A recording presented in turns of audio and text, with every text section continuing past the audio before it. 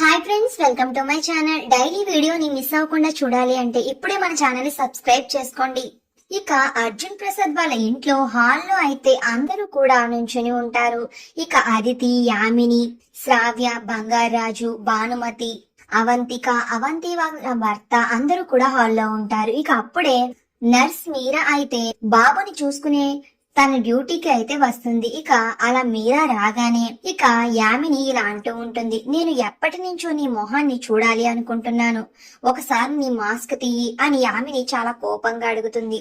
మీరు నన్ను చూస్తున్నారు కదా, మళ్ళీ మాస్క్ తీసి చూడడం ఎందుకు అని అయితే అహల్య అంటూ ఉంటుంది. అప్పుడు భానుమతి, అవును, నేను కూడా ఎప్పటి నుంచో నీ ముఖాన్ని చూడాలి అనుకుంటున్నాను, మర్యాదగా ఆ మాస్క్ తీసి నీ ముఖాన్ని మా అందరికి చూపించు అని భానుమతి అంటూ ఉంటుంది.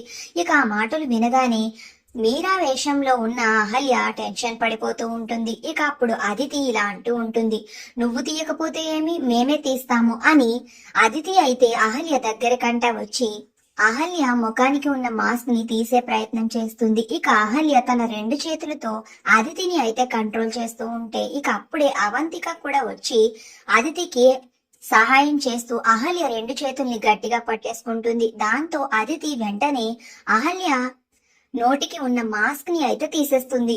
ఇక అలా తీసేయగానే అహల్య తన మొహం అందరూ చూసేస్తారు. ఇక అది అహల్యనని చూసి ఇంట్లో ఉన్న వాళ్ళందరూ ఒక్కసారిగా షాక్ అయి అలా ఫ్రీజ్ అయిపోయి ఉండిపోతే బంగారాజు మాత్రం అహల్యని చూడగానే చాలా సంతోషపడుతూ ఉంటాడు. ఇక సుభద్ర, అర్జున్ ప్రసాద్లు కూడా చాలా షాకింగ్ గా అలా చూస్తూ ఉంటే, అయ్యో ఇప్పుడు ఏం చేయాలి, వీళ్ళు నన్ను చూసేసారే అని అహల్య టెన్షన్ పడిపోతూ ఉంటుంది. మరి ఇప్పుడు ఏం జరుగుతుంది?